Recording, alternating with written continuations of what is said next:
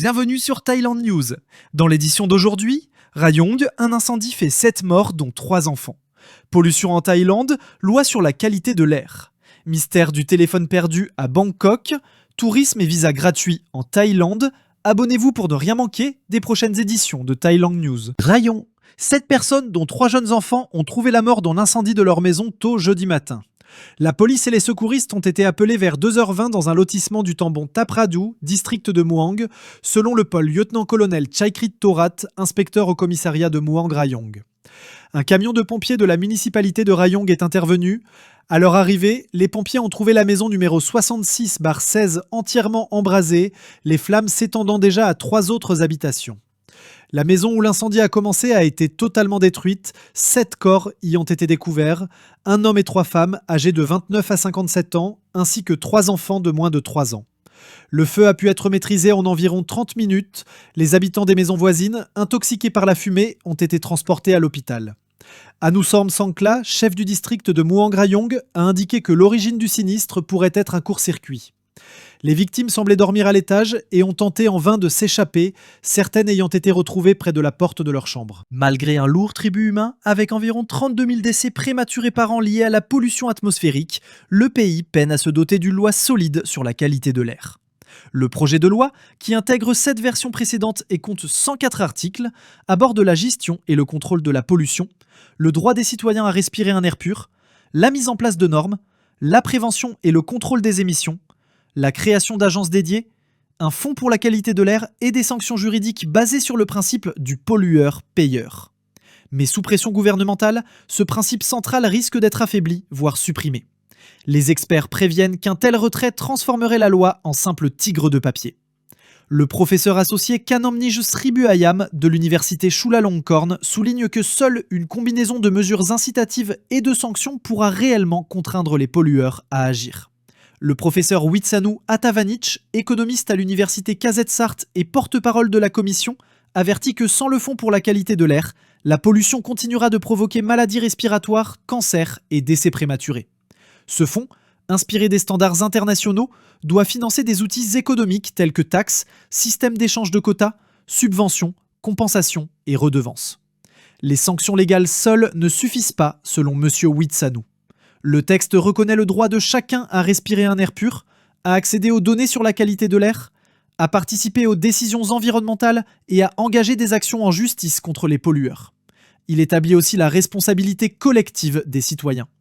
Les sanctions prévues incluent amendes allant jusqu'à 50 millions de bahts, ainsi que des recours civils, pénaux et administratifs. Les collectivités locales seraient en première ligne, leurs dirigeants devenant responsables de la qualité de l'air, avec pouvoir d'inspection, de suspension d'activité et de poursuite. La loi imposerait également la traçabilité des brûlages agricoles, grande source de pollution, pour contraindre les entreprises à assumer la responsabilité de leurs sous-traitants. En parallèle, le Conseil national de l'environnement a désigné plusieurs provinces, dont Bangkok et Chiang Mai, comme zones de contrôle de la pollution durant la saison sèche.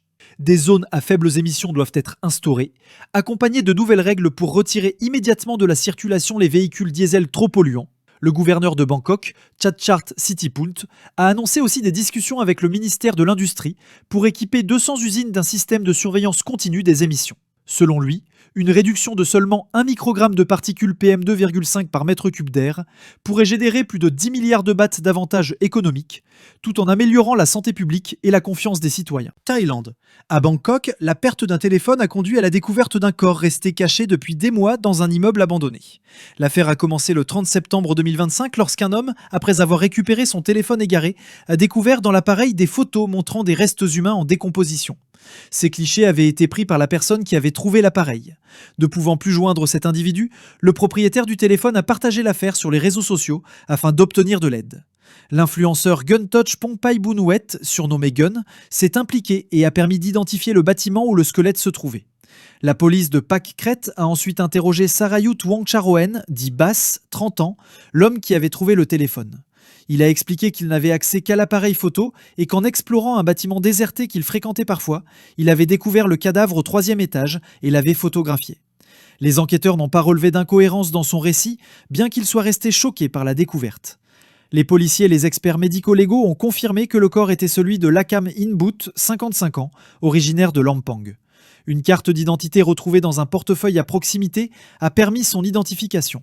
La mort remonterait à 3 ou 4 mois, mais les causes exactes restent à déterminer. Le frère aîné de la victime, contacté par la police, a expliqué qu'ils avaient perdu le contact depuis environ 1 an après un changement de numéro de téléphone. Il a pris les dispositions nécessaires pour rapatrier le corps et organiser les funérailles. Un député de Phuket alerte sur les dérives de la politique d'exemption de visa, accusé d'attirer des touristes indisciplinés et de nuire à l'image du pays. Chalermpong Saekdi a officiellement demandé au gouvernement de revoir cette mesure qui permet actuellement aux voyageurs de plusieurs pays d'entrer en Thaïlande sans visa.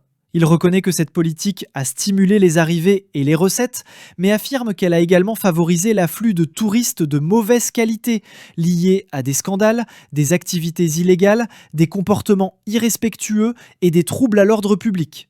Le député cite des exemples récents, comme des scènes indécentes tournées à Phuket, la consommation de drogue ou encore des agressions de touristes par d'autres étrangers. Il souligne que ces affaires alimentent l'inquiétude et nuisent directement à la réputation internationale du royaume, déjà mise à mal par des reportages critiques sur le tourisme de masse. Selon lui, Phuket, Pattaya et Chiang Mai sont particulièrement exposés à ces dérives. Il appelle donc le Premier ministre à reconsidérer la politique actuelle et à instaurer des mécanismes pour mieux sélectionner les visiteurs, afin d'attirer des touristes de qualité qui bénéficient réellement à l'économie locale. Chalermpong prévient aussi que certains étrangers entrés sans visa se font passer pour des touristes alors qu'ils travaillent illégalement ou participent à des activités illicites, causant un tort direct aux habitants.